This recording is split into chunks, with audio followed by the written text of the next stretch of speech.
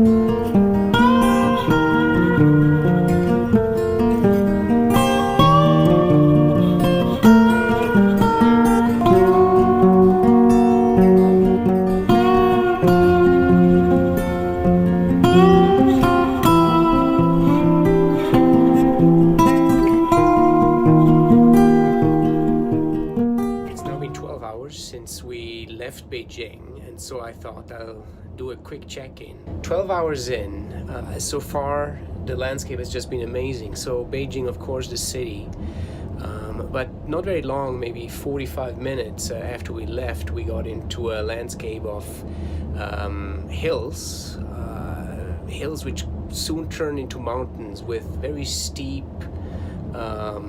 sides left and right of the train.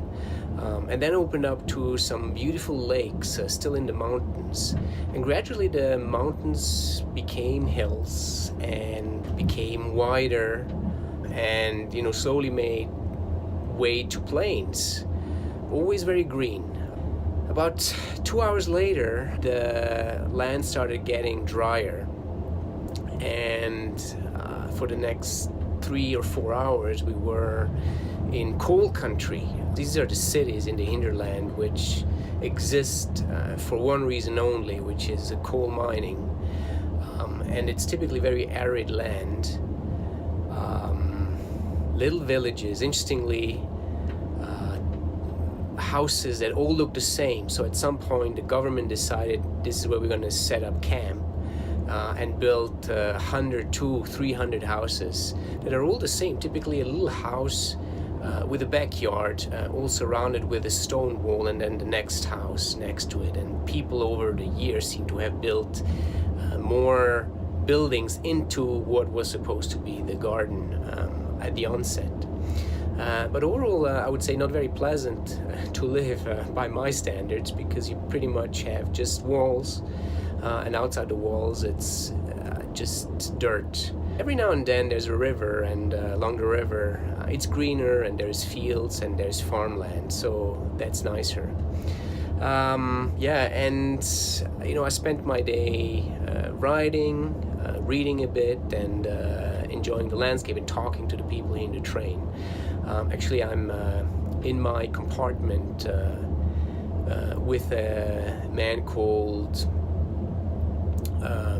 Goran. Goran, if I remember well, is from Kosovo.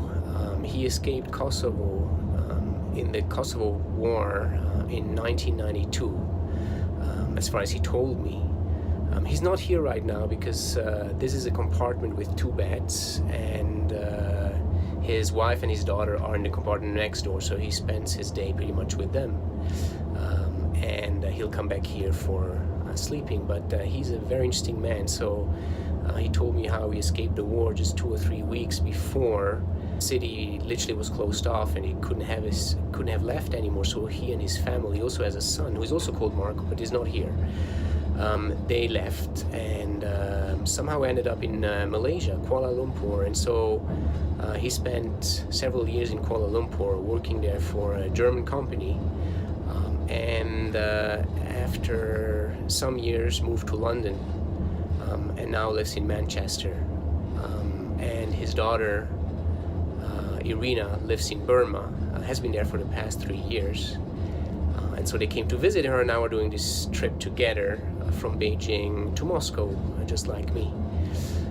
So very interesting people, and I've met some other interesting people on this train. And I'd say here in first class, I've only seen tourists, i.e. Westerners. In second class, I see a lot of what seems to be military personnel.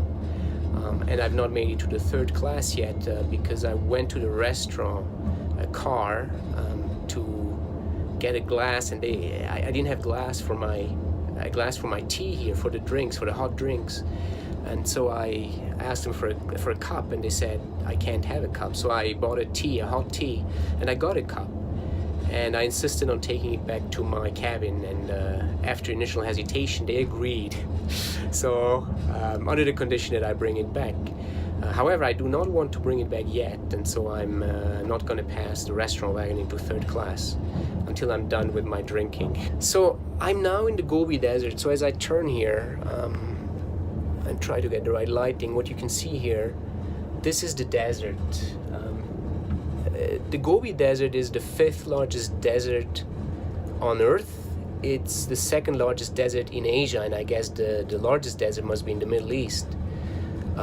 So this is the 2nd largest desert in Asia, and interestingly, it's progressing every year. It's taking in another 3,500 square kilometers of China, and I don't know how much it is doing that in Mongolia or the other countries in the West.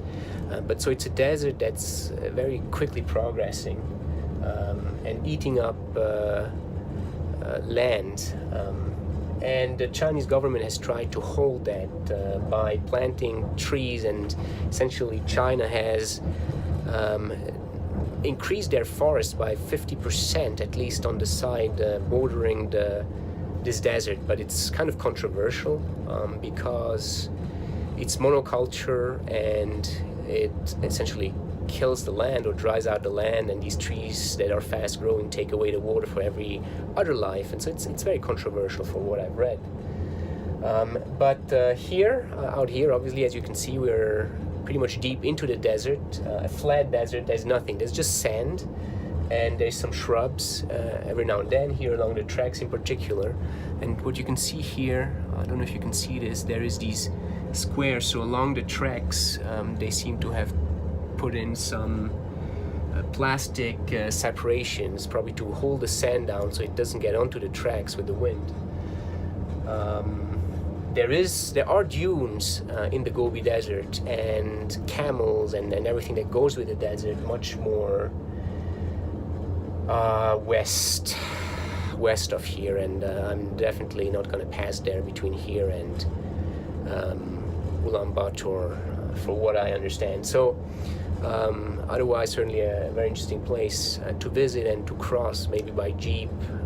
It's air conditioned in here, but outside it's been reasonably hot and gets cool at night to about 17 or 15 degrees. I'll see as we get out soon at Er Lian, which is the border to Mongolia.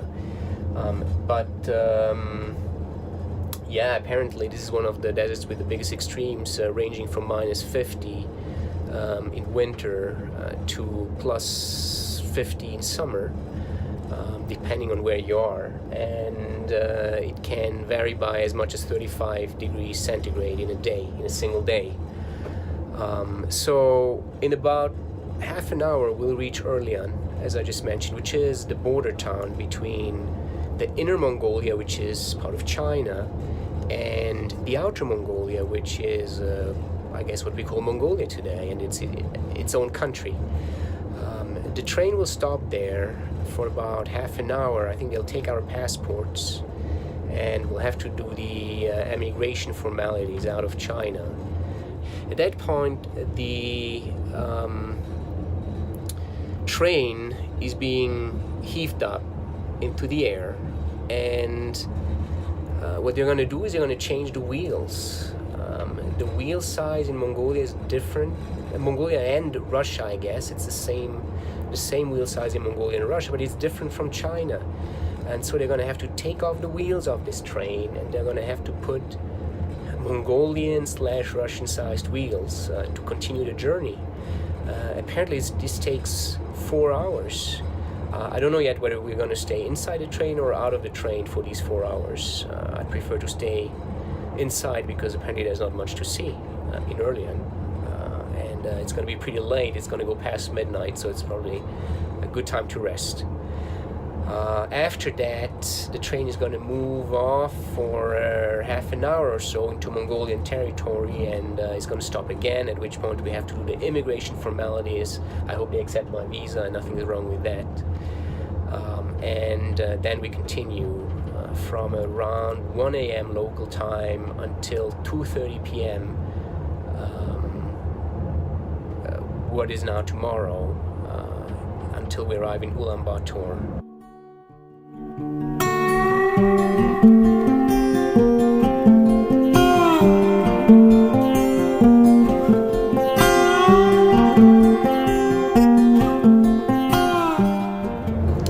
So this is the food I brought for dinner. I'm trying to stay reasonably healthy, and so what I did is I got these stuffed wine leaves. For those who don't know these, they're delicious. Stuffed wine leaves are wine leaves that have been pickled or put in oil, and they're filled with rice and some other vegetables. So very nice. I bought these in Dubai when I was there 2 weeks ago. And I've gotten to know these in Greece a few years back, so I love them. Then I have capsicum or bell pepper, and I bought this in Beijing yesterday. I think it is organic, and I washed and prepared it in the hotel. Then I have plastic toast, definitely not organic, but there is some sunflower seed in it, so it's a brown toast, and peanut butter jif, which I think was part of P&G at some point, and that was the only peanut butter I could find that was not made in China, so I'm happy for that. And then the tea, the aforementioned cup I mentioned, which I stole from the restaurant compartment. So that's it. I'll give you a last view of the Gobi Desert here before I sign off.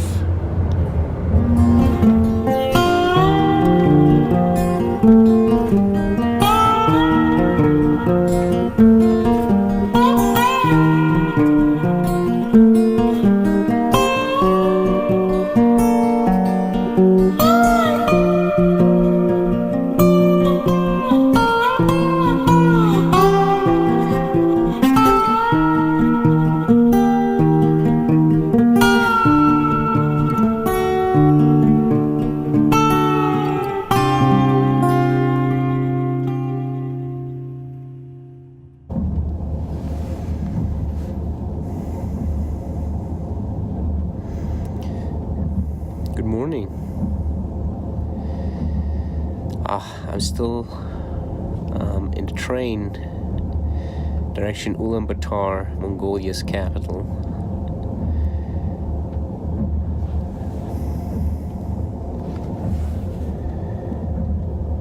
It's 7:06. I think we finally cleared the border at 3 a.m. entering Mongolia.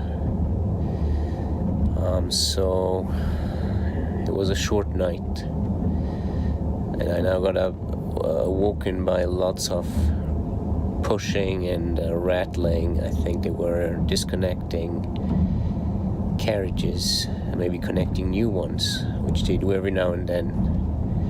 Aside from that, it was a smooth ride. So let's have a look at the landscape.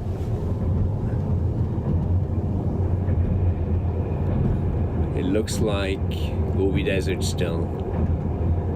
So we're still on the right track, which is great to know.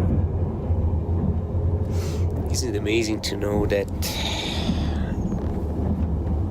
this is where Marco Polo crossed into China hundreds of years ago, the famous Silk Road. Amazing.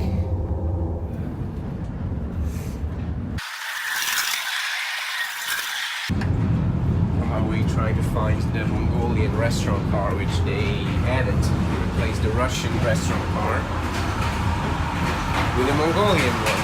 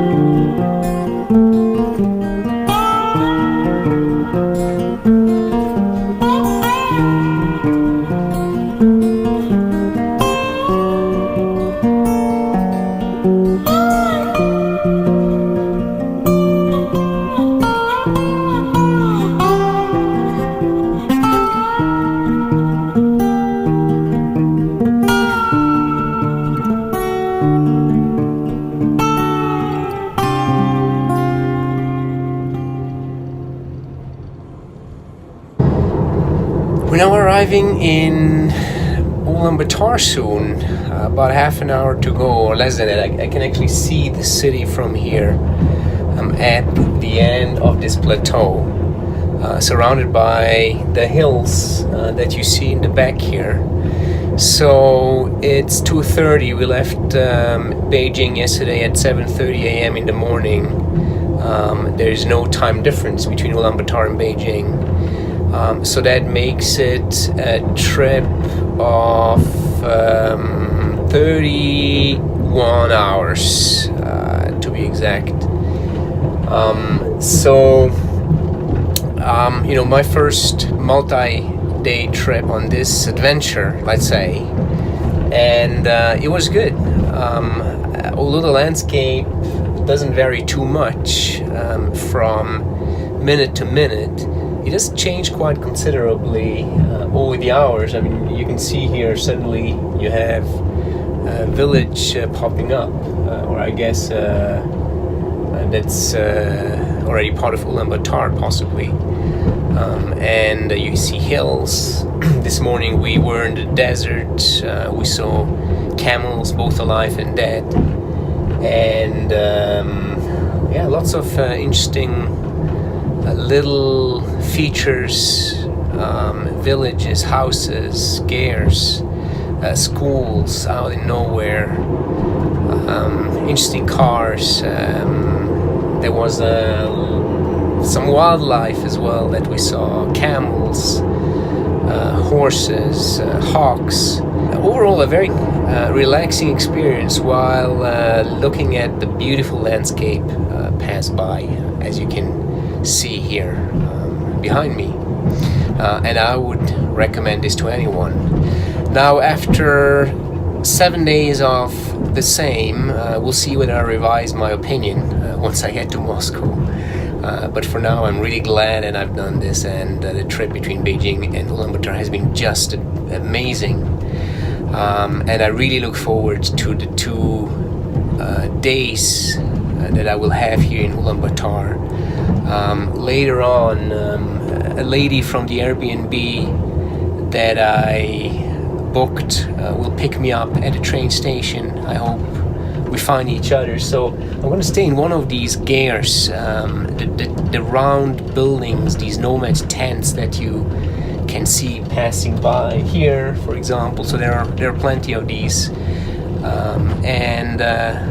that in itself is going to be an experience, and I'll make sure I share more once I understand better what the nomad lifestyle here looks like, or how the nomads travel across the seasons across the year. I also hope to potentially go and do some horseback riding or anything similar. There also seems to be a nice national park not too far from Ulaanbaatar. So I really have no concrete plans, and I'm open to anything that my host will propose for me to do.